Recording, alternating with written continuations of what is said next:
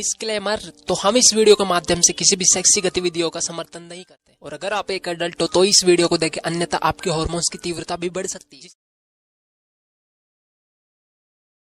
चलिए करते हैं एक्सप्लेन। तो आज हम बात करने वाले हैं 1975 की सबसे कंट्रोवर्शियल मूवी सालों के बारे में, जिसे मोर देन 10 कंट्रीज में बैन किया हुआ है, जो कि एक दांते द डिवाइन कॉमेडी पोएम पर आधारित है। तो इस मूवी को बेसिकली 4 भागों में डिवाइड किया गया है, परंतु मुझे भी नहीं पता ये क्यों किया गया है। तो उसे मारो गोली, हम तो अपनी स्टोरी पर आते हैं। तो स्टोरी स्टार्ट होती है इसके फर्स्ट पार्ट एंटी इन्फर्नो से, जहाँ पर हम 4 बहुत ही नीच बड़वों को बैठे हुए देखते हैं। और इन्हें मैं ये उपाधि क्यों दे रहा हूँ ये आपको आगे पता चलेगा। और ये चारों बड़वे अलग अलग पोस्ट पर विराजमान है, जहाँ पर एक प्रेसिडेंट, एक ड्यूक, एक बिशप और एक मजिस्ट्रेट है। तो मैं आपको बताता चलूं कि 1944 में वर्ल्ड वॉर सेकंड के बाद इनको इटली पर हुकूमत मिली थी, जिसके बाद हमें दिखाया जाता है कि ये कैसे स्पिरिचुअल को निभाने के लिए एक दूसरे की कन्याओं से ब्याह कर लेते हैं। फिर हम इन चारों गांडुओं को एक बुक में साइन करते हुए देखते हैं, जिसके अनुसार ये इतने बुरे कांड करेंगे इनके बाप भी ऊपर से इनको गालियां बक रहे होंगे, क्योंकि इनका मानना था कि अगर ये ऐसा करेंगे तो ये डेविल के और करीब जा सकते हैं, और ये इनका मोटिव भी था। अरे मैं रुचुतिया हुए सभी कभी होता है क्या? जिसे निभाने के लिए ये अपने गार्ड्स की मदद से 4 जवान लोंडों को ढूंढते हैं। उसके बाद ये इन्हें अपनी सिक्योरिटी में रिक्रूट कर लेते हैं, और फिर ये 9 लड़कों को पकड़ के लाते हैं, और फिर उन्हें निवस्त्र होने के लिए बोलते हैं। और जब एक आदमी उनसे बचने के लिए भाग रहा होता है तो वो उसे मार देते हैं शूट करके, और बोलते हैं अबे कहाँ जा रहा है अबे गांडू। और फिर ये 9 लड़कियों को लाकर उन्हें भी नग्न कर देते हैं। फिर हम ईवा की माँ को उससे बचाते हुए ले जाके भागते हुए देखते हैं, जिसके बाद 4 बड़वों के सिक्योरिटी गार्ड भी इनका पीछा करने लगते हैं। और यहाँ पर ईवा की माँ समझ जाती है कि वो इनसे नहीं बचने पाले, और दोनों मरने की कोशिश करने लगते हैं, जहाँ पर उसकी माँ तो मर जाती है, लेकिन वो लोग ईवा के पकड़ के उसे बचा लेते हैं। और इस तरीके से अब उसके मेंशन में 8 लड़के और 9 लड़कियां बची हुई थी। तो इस तरीके से इस संस्कारी मूवी का पहला पार्ट खत्म हो जाता है। और चलिए अब सेकंड पार्ट की माँ क्या करते हैं, यानी कि सर्कल ऑफ मैनिएक। और ये पार्ट भी दांते द डिवाइन पोएम पर आधारित है। इस पार्ट के शुरू होते ही हम उन चारों बड़वों को 4 नई प्रोस्टिट्यूट को उस मेंशन में लाते हुए देखते हैं, जहाँ पर ऑलरेडी वो 17 गुलाम पहले से ही मौजूद थे। और उन प्रोस्टिट्यूट को वो आदेश देते हैं कि वो सभी एक एक आकर उन 17 गुलामों के साथ उन चारों बड़वों को भी गंदी गंदी कहानियां सुनाएं, ताकि इन कहानियों को सुनकर वो गुलाम आपस में मास्टरबेट करने लगे। और फिर हमें पता चलता है कि ये चारों बेटीचोद खुद तो कानून नहीं मानते, और ये इन 17 गुलामों के लिए कानून बना रखे हैं, जिसके अकॉर्डिंग कोई भी गुलाम अपने जैसे लिंग या विपरीत लिंग के साथ गुलगुलू नहीं कर सकता। और इस दौरान इन सभी गुलामों को नेकेड ही रहना पड़ेगा, और ना ही ये भगवान का नाम ले सकते हैं, ना ही कुछ गलती कर सकते हैं। और फिर प्रोस्टिट्यूट अपने जीवन के सारे कस्टमरों के बारे में इनको बताने लगती है, जिससे गुलामों को भलाई घंटा फर्क न पड़ा हो, लेकिन वो चारों बड़े उत्तेजना से भर जाते हैं, और किसी भी मेल या फीमेल गुलाम को समय समय पर खुराक देने के लिए कमरे में भी ले जाते हैं। और फिर इस प्रोस्टिट्यूट की कहानी से मोटिवेट होकर वो मजिस्ट्रेट एक लड़की को मास्टरबेशन करने के लिए बोलता है, और क्योंकि वो लड़की बहुत ही ज्यादा छोटी होती है तो उसे पता ही नहीं होता कि मास्टरबेशन होता क्या है, और मनी मन उसे डॉग बोलने लगती है। और इन सब से तंग आकर वो किसी तरीके से वहाँ से निकलकर भागने लगती है। फिर मजिस्ट्रेट के साथ साथ कुछ गार्ड्स भी उसका पीछा करने लगते हैं, और गार्ड्स आगे जाके उसे पकड़ भी लेते हैं। और अब वो उसके साथ क्या करेंगे ये हमें आगे पता चलेगा।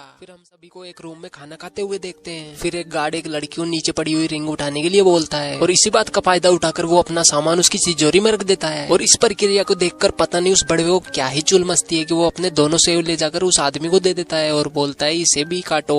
यानी कि समझ रहे हो ना, ये ऐसे वैसे दरिंदे जिनको कोई भी चलेगा, भले वो मेल हो या फीमेल हो। इसके बाद वो चारों प्रोस्टिट्यूट उन चारों बड़वों से कहती है कि इन्हें मास्टरबेट करने की प्रक्रिया हमें सिखानी ही होगी, क्योंकि हम तो पैदाइशी टीचर हैं। और फिर वो एक डमी लेकर आकर फीमेल गुलामों को उनका हिलाने के लिए बोलती है। और फिर हम उसी लड़की को देखते हैं जिसे मजिस्ट्रेट ने मास्टरबेट करने के लिए बोला था, और उसके भाग जाने के बाद गार्ड्स ने उसे पकड़ लिया था। और फिर हम उस लड़की की डेड बॉडी को देखते हैं जिसे उन लोगों ने गला काट कर मार दिया था। और वो सभी गुलामों को वार्निंग भी देते हैं कि अगर किसी ने भी यहाँ से भागने की कोशिश की तो उसका भी असर यही होगा। और फिर हम मजिस्ट्रेट को देखते हैं जो कि अपने कूलों को चेयर पे से उठा लेता है, और बोलता है कि अब हमें इसमें से एक मेल और फीमेल को चूज करके उनका ब्याह कराना चाहिए। फिर वो इन दोनों का शुभ मंगल विवाह कर देते हैं, और उसके बाद उन दोनों को आपस में गुलगुलू करने के लिए एक रूम में छोड़ देते हैं। और जब वो दोनों इस बात को मानकर गुलगुलू करने लगते हैं तो पीछे से तो उन 4 बड़वों में से 2 बड़वों से रहा नहीं जाता, और वो वहाँ पर आकर उन दोनों को रोक देते हैं। ये तो बड़ी बात हो गई, हाथ आया पर सामान न लगाया। फिर उसके बाद ये दोनों बड़वों उन दोनों के साथ इस क्रिया को संपन्न करने लगते हैं। उसके बाद ये चारों बड़वों उन फीमेल्स गुलामों को डॉग की तरह ट्रीट करने लग जाते हैं, डॉग की तरह खाना खिलाते हैं। और जब एक लड़की नहीं खाती तो उसके खाने में कील मिलाकर उसे खिला देते हैं, जिसकी वजह से उसके मुंह में से भी ब्लड आने लग जाता है। अब हम करते हैं इसके थर्ड पार्ट को एक्सप्लेन, जिसका नाम था सर्कल ऑफ शेट। तो ये वाला पार्ट काफी ज्यादा डिस्गस्टिंग हो सकता है, और अगर आप कमजोर दिल वाले हो तो आप इस पार्ट को स्किप कर सकते हो, लेकिन मैं आपको रिकमेंड करूंगा कि आप इस वीडियो को पूरा वॉच करें। तो दोस्तों अब थर्ड पार्ट स्टार्ट होता है, जहाँ पर सिग्नोरा मैगी नाम की सेकंड प्रोस्टिट्यूट आती है और अब वो अपने बारे में सभी को बताने लगती है। वो बताती है कि एक बार उसे अपनी माँ को ही मानना पड़ा था, जिस पर मजिस्ट्रेट बढ़वा अपनी अपाइज बुद्धि से बोलने लगता है कि सेक्रीफाइस तो देना ही पड़ता है, इवन लोग बेवकूफ है जो कि माँ को ही सब कुछ अपना मानते हैं। फिर ईवा, जिसकी माँ ने मूवी के स्टार्टिंग में अपनी जान का सेक्रीफाइस करके उसको बचाने की कोशिश की थी, अपनी मोम को याद करके रोने लगती है, जिस पर मजिस्ट्रेट काफी ज्यादा गुस्सा हो जाता है और अब ईवा भगवान का नाम भी लेने लग जाती है, जो कि उन भड़वों की नजरों में एक बहुत ही बड़ा पाप था। और अब गुस्साया मजिस्ट्रेट अपना पजामा खोल के वहीं पर सबके सामने शीट कर देता है और अब वो ईवा को उसे खाने के लिए बोलता है और मजबूरन ईवा को ये डिस्कस्टिंग चीज करनी ही पड़ती है। और इस सीन को देखकर मुझे भी दीपक कलाल की एक लाइन याद आ जाती है,